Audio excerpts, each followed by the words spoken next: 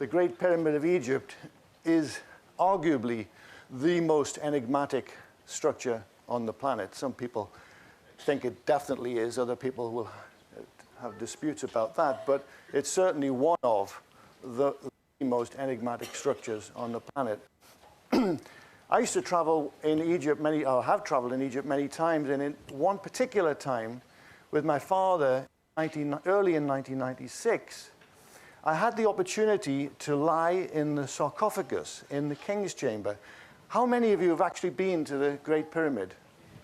Well, quite a few of you. So those of you who have been there will know how wonderfully resonant that chamber is.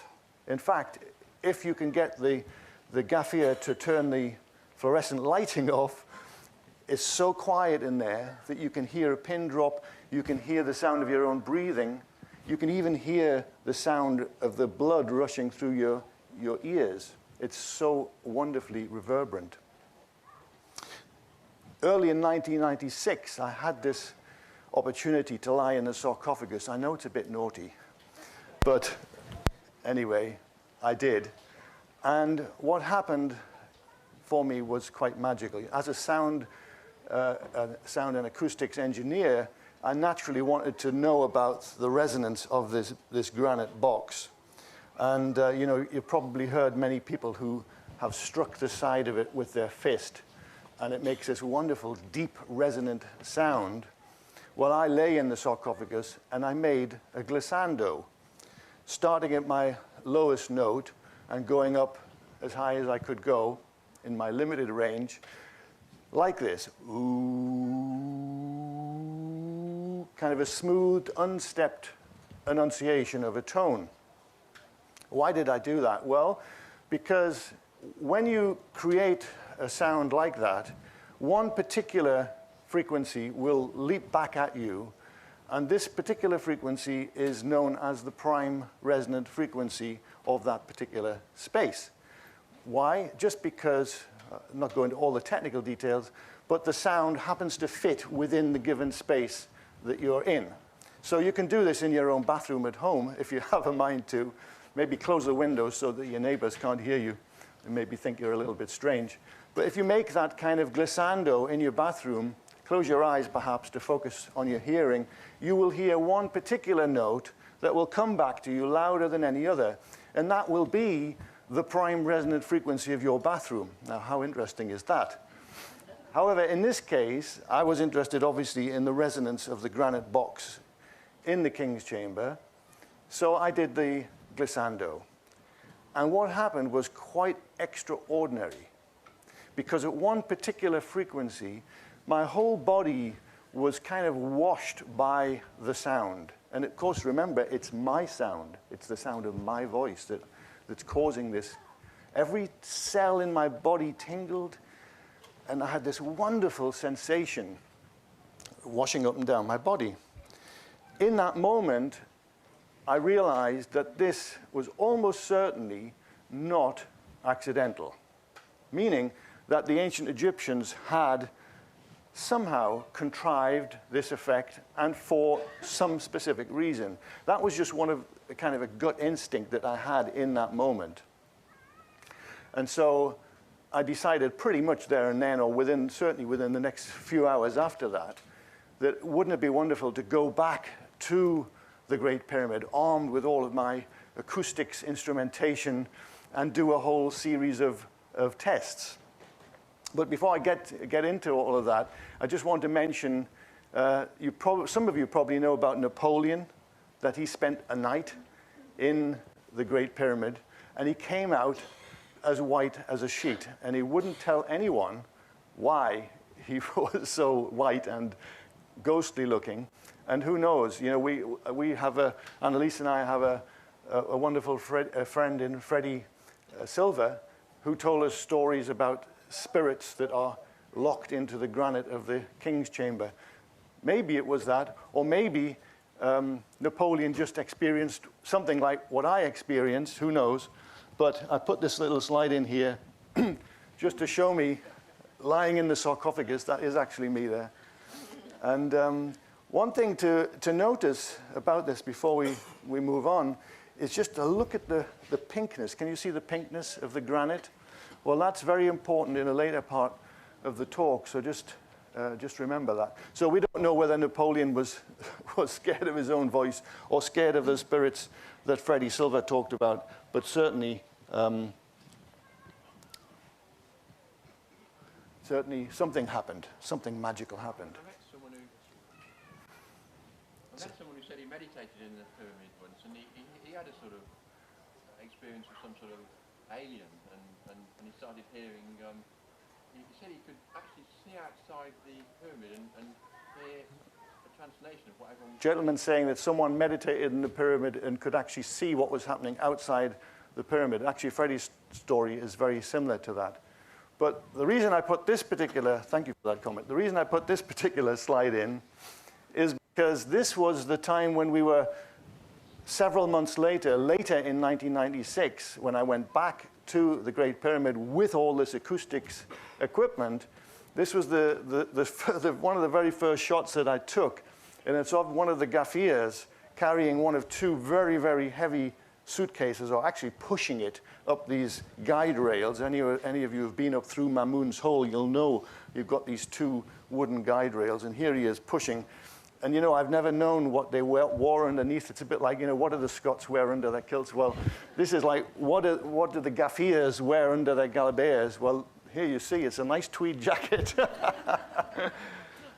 Anyway, I'm kind of getting ahead of myself a little bit, because what I'd like to recount, first of all, as an important part of this talk, is that several weeks before I was due to go out to Egypt to do this experimentation in the Great Pyramid, I injured my lower back.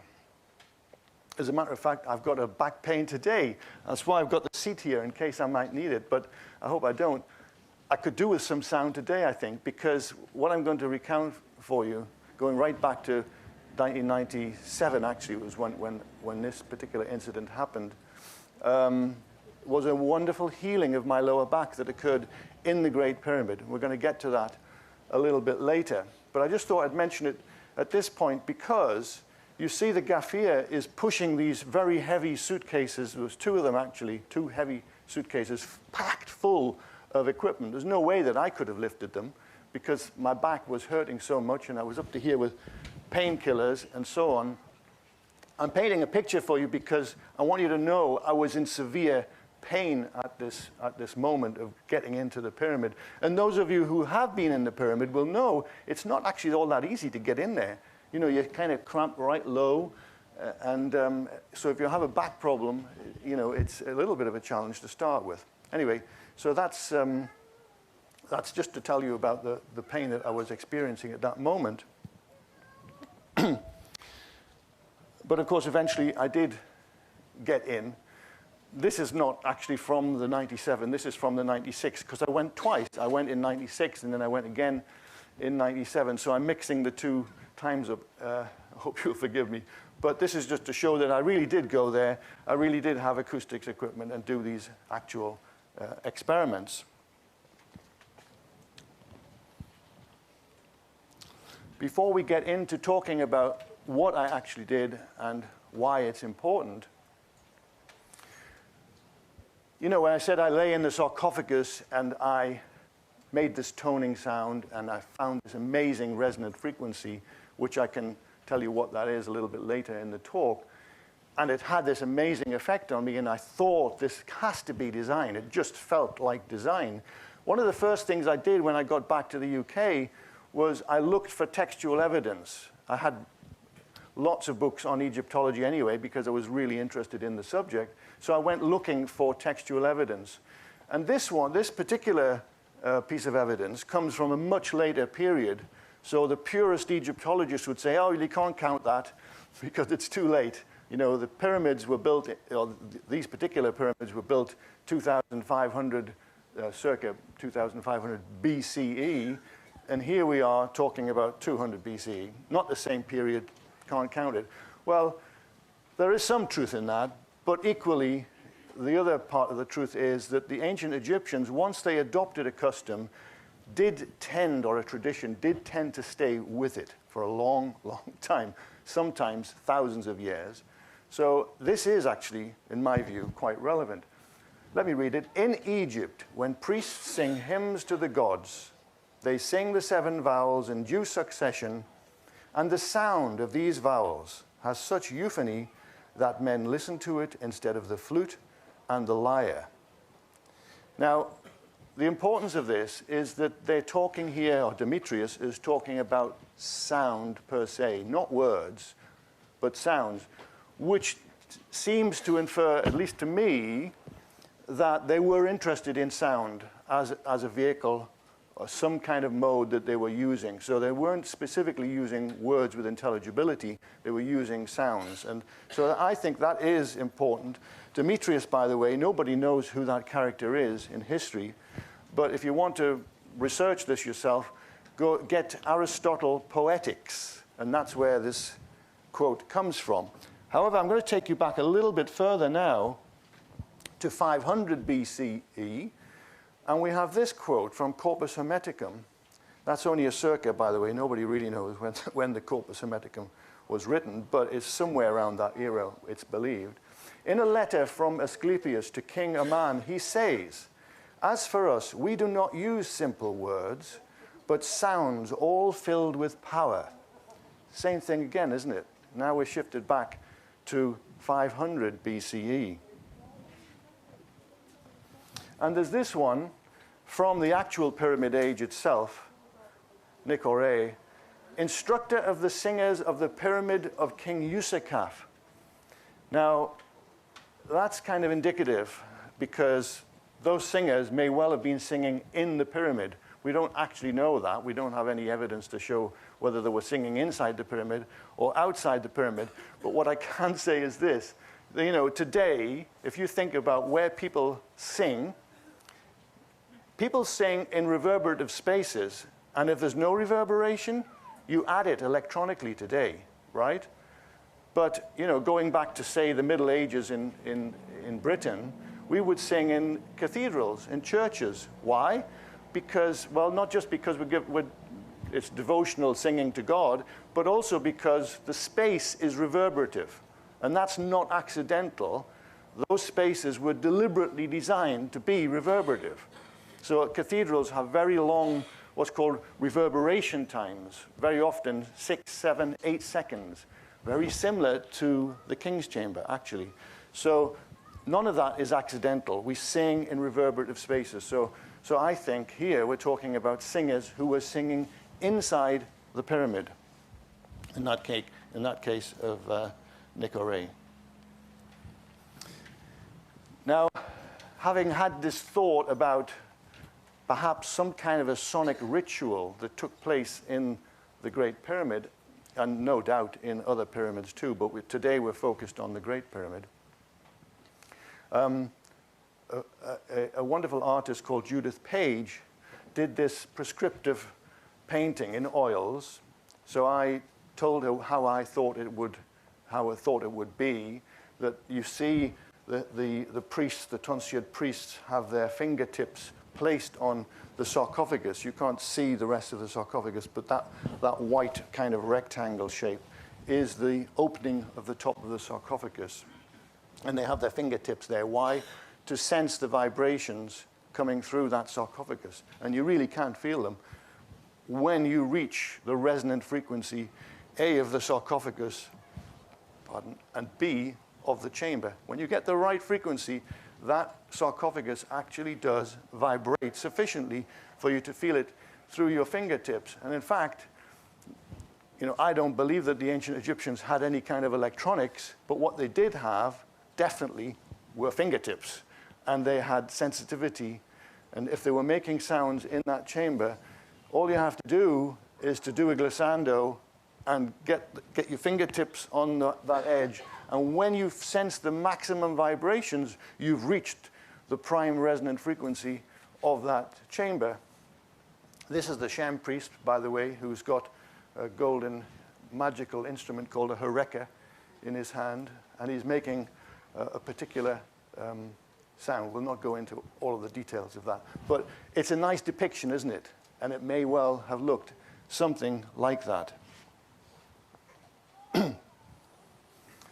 Now, before we get into other aspects of the acoustics, because I'm going to tell you some really quite amazing things that has never been published in any sense, in a talk sense. So you're going to be hearing brand new information today, which I'm very excited about. I hope you are too.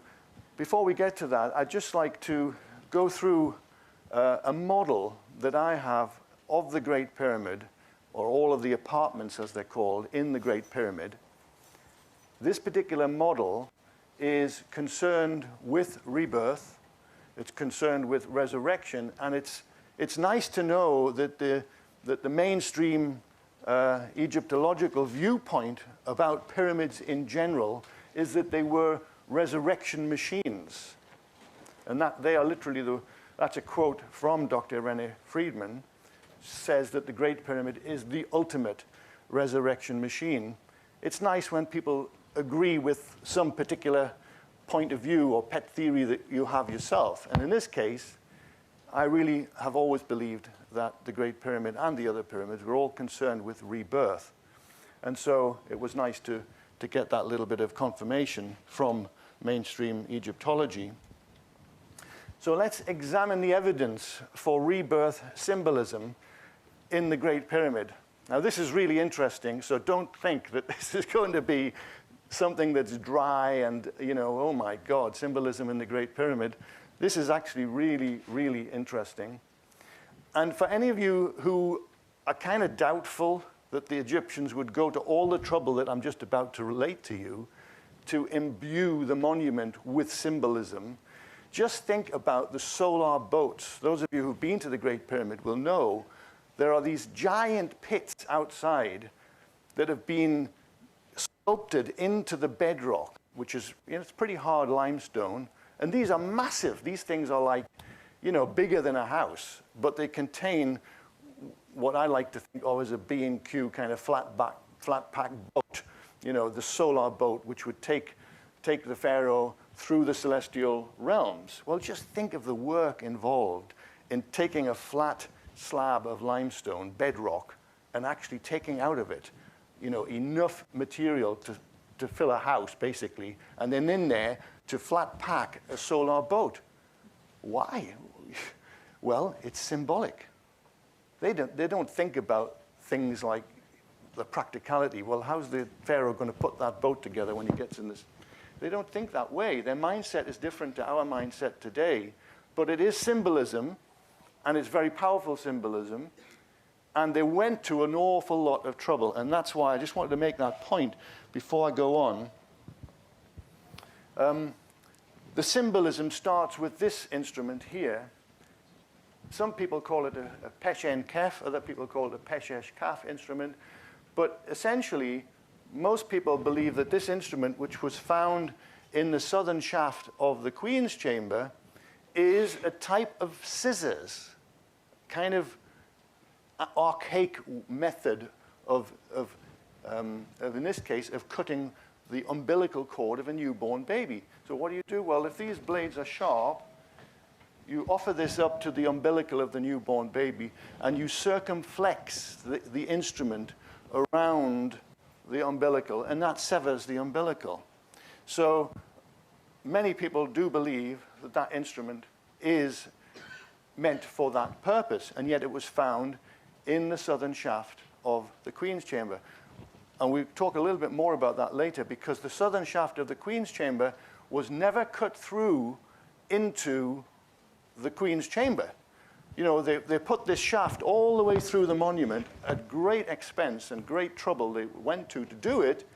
But when they got within literally a few inches of the Queen's Chamber, they cut it short. What, did they run out of steam? Why did they not bring it through into the Queen's Chamber? Well, you're going to learn why I believe they didn't do it, and it is symbolic. Now here's an even more ancient, this is probably pre-dynastic, almost certainly, but it's the same instrument, but just in this case made of flint. And again, it has the same purpose. You offer it up to an umbilical. That was not found in the Great Pyramid, but the other instrument was. I just thought I'd show you that because, the principle of this circumflexion in order to cut through an umbilical had been going on for many thousands of years. Now, rebirth, the opening of the mouth ceremony is a very important, or was a very important ritual in ancient Egypt. And here you see the instrument, okay? Now, this instrument, the Peshen Kef or the Peshesh Kaf instrument, it's out of scale here, of course. That's irrelevant to the ancient Egyptians. They don't care about things like scale. But nevertheless, the point is this. Here is the dead pharaoh, the mummified pharaoh. And you notice he's being stood upright. And his head will have been bound with bandages. And the Shem priest, who's wearing the leopard skin, is going to take this instrument and ceremonial, ritually strike across his mouth to open the mouth. That's what's called opening the mouth. Why? Well, we believe that opening the mouth ceremony was concerned with rebirth. That's not to say that they're going to suddenly bring this dead pharaoh back to life in any kind of real way, but symbolically they're going to do it. They're going to reanimate him. They're going to bring him back to life as the new pharaoh, the new Horus king. And so this is all part of the ritual. Now, what does this mean, opening of the mouth? How is that connected with rebirth? This is it. When a baby is born, the first thing that the midwife does is to remove the mucus from the baby's mouth, making sure that the baby's airway is free so that the baby can breathe. So that's what opening of the mouth means in real midwifery terms, and that's why the ancient Egyptians were doing this thing of slitting across the bandaged mummy, the mummified pharaoh, in order to symbolically reanimate the pharaoh. So, but this is all basically connecting with the Peshesh Kaf or the Peshen Kef instrument that was found in the southern shaft of the Queen's Chamber.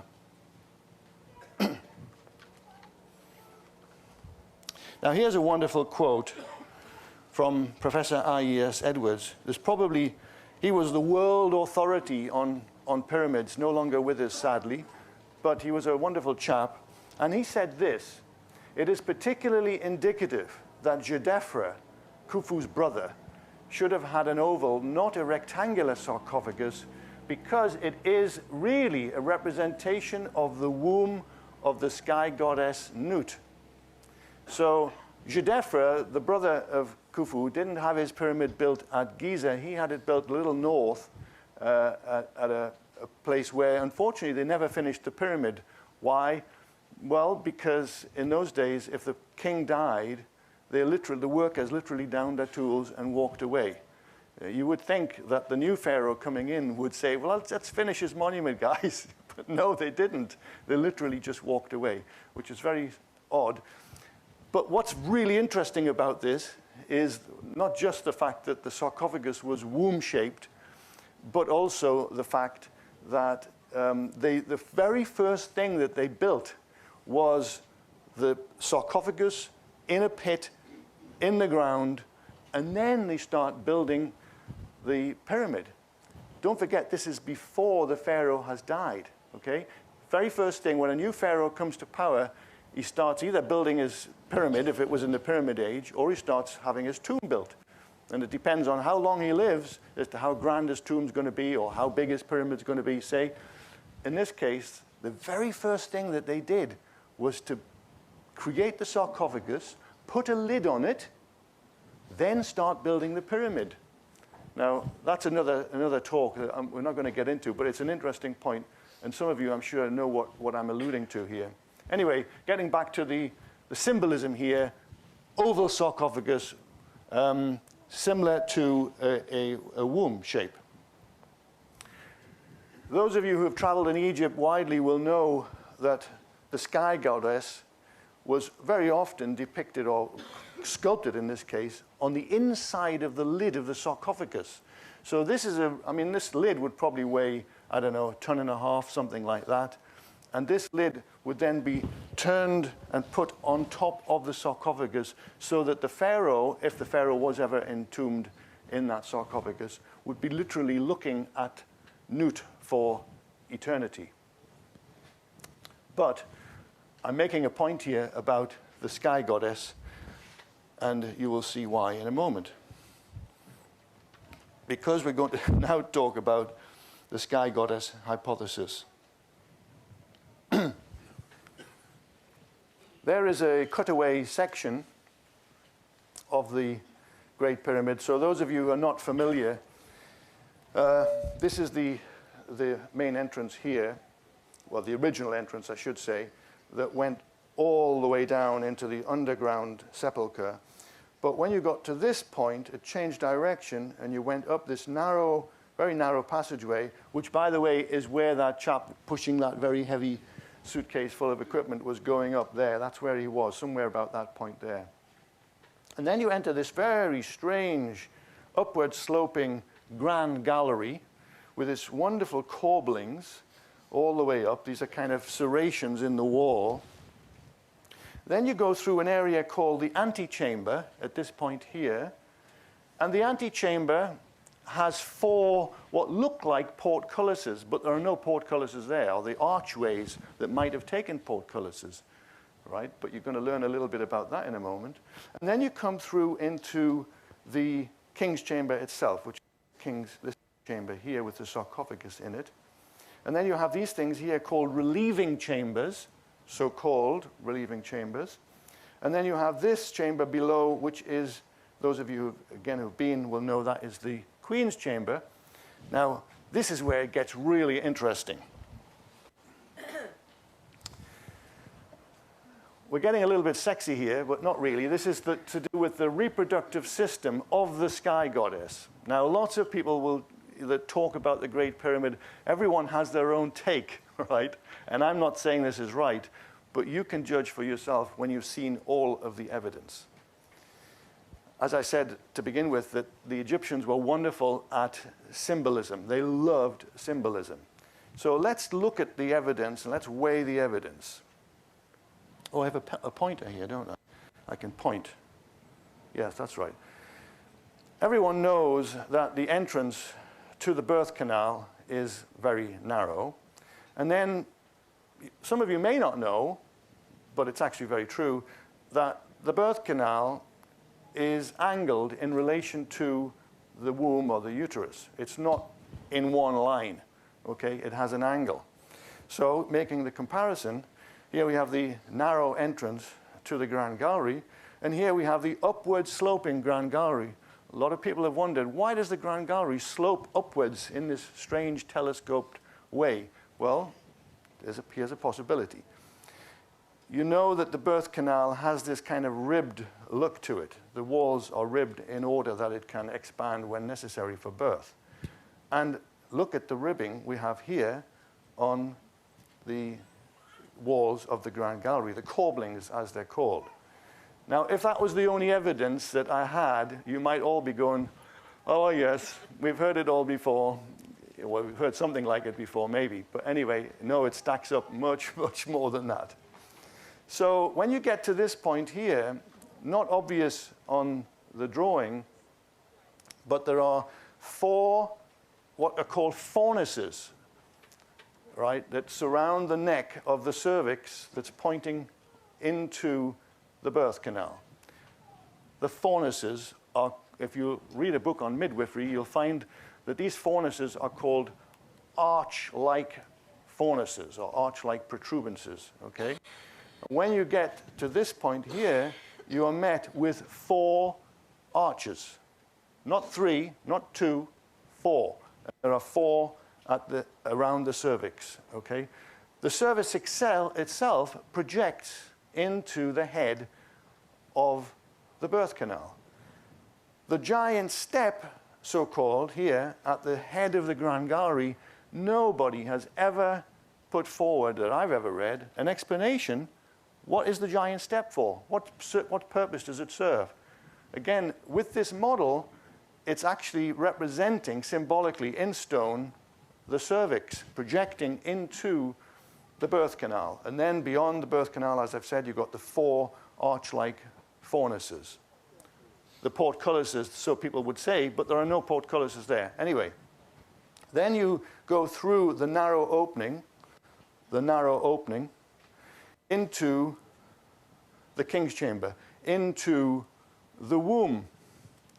Now, what about these tubes, the fallopian tubes that are coming into the uterus or into the womb?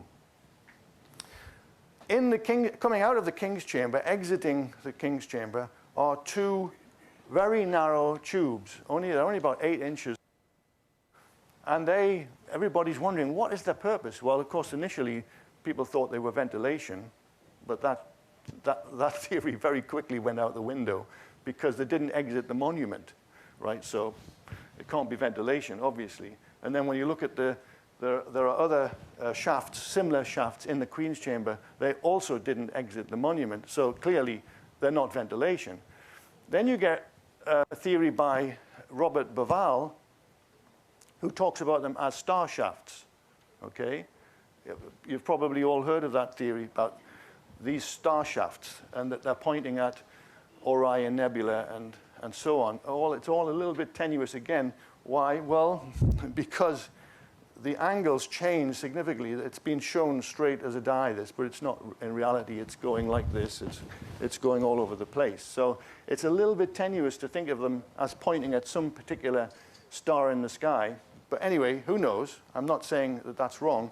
But what I am saying is that a womb has to have 2 fallopian tubes. And here we have a chamber. And going back to remembering what I.E.S. Edwards said, Professor Edwards, the sarcophagus is really representative of, or representing the womb of the sky goddess Nut.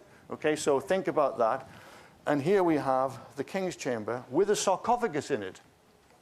Now, I think I.E.S. Edwards has got it slightly wrong, actually. I think that the sarcophagus is not the womb. The sarcophagus is the seed implanted in the wall of the womb, just as, obviously, you have to have a seed for a baby to grow in a uterus or in a womb. Okay, so think of the king's chamber now in terms of a womb. It has 2 fallopian tubes coming out of it, okay?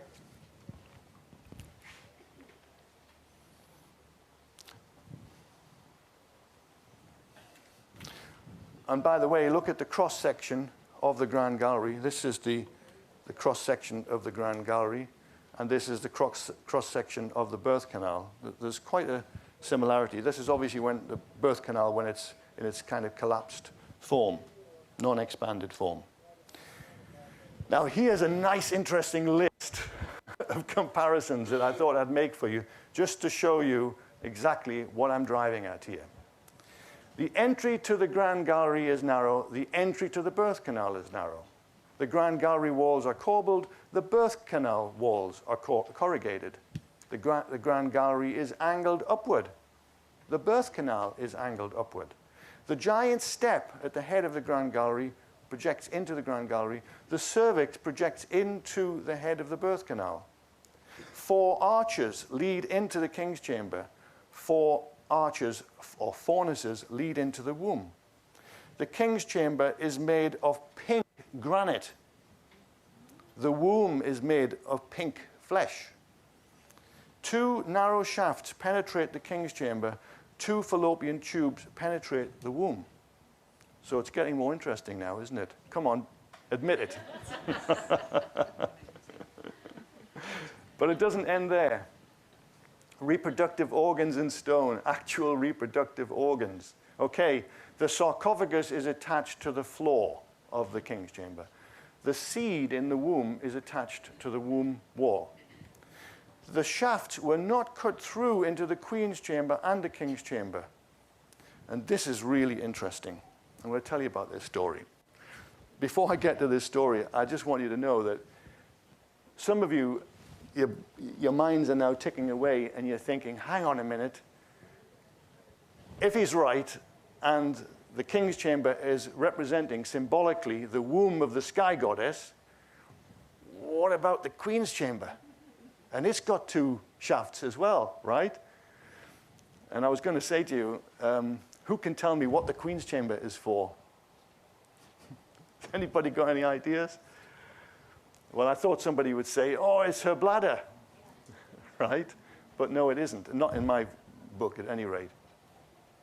What the Queen's Chamber is symbolizing versus the King's Chamber is as follows.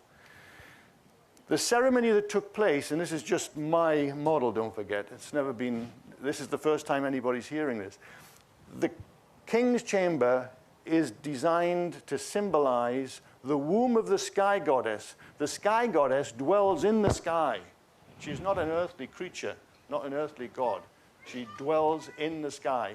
So therefore, naturally, they symbolize that by having an elevated chamber and having the fallopian tubes, as they're symbolically trying to represent, having those fallopian tubes exit the monument. Why? Because the ovaries, the celestial ovaries, are in the sky, relating to the sky goddess. Has my mic gone off? Yes, it has. Maybe I just need to bring this up a little bit. Is that better? Yeah. Okay. So that's why those fallopian tubes, so-called, exit the monument, because they're actually linking with the celestial ovaries. Now, what about the Queen's Chamber? Okay, that this part of the ritual that they performed in the pyramid was concerned with the earthly realm. So they'd performed two rituals, one in the King's Chamber, one in the Queen's Chamber. And the Queen's Chamber ritual was where the opening of the mouth ceremony occurred. Those of you who've been to the Queen's Chamber will know that there's a strange kind of niche in the east wall of the Queen's Chamber, a vertical niche. It's just like as if a statue was going to stand there. Yes, this vertical statue of the mummified pharaoh at the point when he's going to have his mouth ceremonially opened, for the opening of the mouth ceremony, would have occurred in the Queen's Chamber. And why do the two fallopian tubes in this case not exit the monument? Because we're dealing with the earthly realm here, not the celestial. And the earthly realm, therefore, the ovaries would be within the body of the monument. And I think I know what lies behind the door where these two shafts, well, I haven't got that on the screen, but where the two shafts in the Queen's Chamber, where they terminate, I think I know what's behind the door. I'll tell you if you like. Yeah, go on. Well, we'll get to that a little bit later. Anyway, coming back to this, okay, the isthmus of the fallopian tube. Those of you who are very familiar with the Queen's Chamber will know this story about these fallopian tubes, or whatever we want to call them. They were not cut through into the chamber, clearly, deliberately. So there's this chap called Wayman Dixon, who in the 19th century visited the pyramid, Englishman, and he goes into the King's Chamber like all of the tourists and sees these shafts going up. And then he goes into the Queen's Chamber and he sees that there are no shafts. Thinks, I wonder if there are shafts in the Queen's Chamber. So he goes around the walls with his some knocking instrument, and he's tapping the walls, trying to establish whether there are any hollow spaces. Yes, I hear hollowness here. And then on the other side of the Queen's Chamber, again he hears hollowness. So the story goes, he gets his man to jump a hole, as it's called, and create the holes, right? Why are there holes? Why were they not cut through in the first place? Well, this is the reason. I was standing in a bookshop one day, reading about the reproductive system so that I could kind of put this model together in my head. And I nearly jumped out of my skin when I read this, that the isthmus of the fallopian tube remains closed until the day of ovulation, right? Now, how the Egyptians could have possibly known this, I have no idea. But the point is, that is why it's possible, anyway, that they didn't cut through into the Queen's Chamber. John? Yes. Wow, I didn't know I'd run out of time. Okay, I'm going to have to split through this. I'm going to come to what's really interesting here about this cymatics experiment that I conducted in the King's Chamber. Cymatics is the science of visible sound, and I was interested in the resonances of the King's Chamber granite box. So I designed this experiment where I would make the resonances visible so I could study them visibly. So I stretched a membrane across the open top of the sarcophagus. You see here, here's me standing. This is when I was in severe back pain, like I was telling you earlier. But what happened next amazed both me and the antiquities inspector, because a whole series of ancient Egyptian hieroglyphs started to appear in this sandy surface. And I've got some of them to show you. This one here, called the Jed pillar, was snaking, literally like a moving snake on the surface of the membrane. And the antiquities inspector said, "How you do that? How you do that?" And I said, "I don't know, it's just happening." I just kept taking photographs and hoping that they would come out, because it was normal film in those days. And a whole series of these hieroglyphs started appearing. There's the cymatic Sa loop. Here's the cymatic sun god. What was happening, though, for me during this procedure was I suddenly noticed all the pain in my back was gone, totally gone. So my left brain's thinking, this is endorphins. I'm so excited, I'm so happy that this is happening. Clearly, the pain's being masked, and when I eventually get out of here, it's going to come back with a vengeance. It never came back. Okay, the pain never came back. There was a real healing that took place. Better ask that question later, because we're up against it, but thank you for the question. Here is the cymatic eye, and so on, a whole series of these images appearing. Now, I'm just going to give you a very quick reason for this. First of all, why the healing occurred, I mean. Sound is not a wave. Sound is spherical. If you make a sound, here's a young lady making a sound, it's coming partly out of her mouth, partly out of her nose, if you haven't got a cold, that is. But the sound that's emerging is perfectly spherical. So this whole business of sound waves is complete nonsense. There's no such thing as a sound wave, unless you want to call a bubble a wave. But why would you? A bubble's a bubble, and it's coming out of the mouth. It's oscillating. But it's a bubble, okay?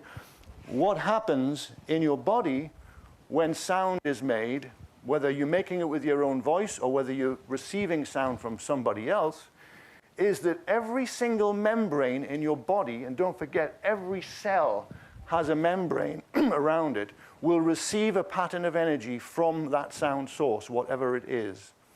And I can tell you more if you come to the workshop tomorrow about what actually happens to the cell when it receives a beautiful pattern of sonic energy, and it does actually create a healing, triggering effect. The cell is in a state of senescence when it's traumatized. Whenever you have an injury or even have a pathogen in your body, the cells become traumatized and they go into a kind of state of sleep, a senescent state.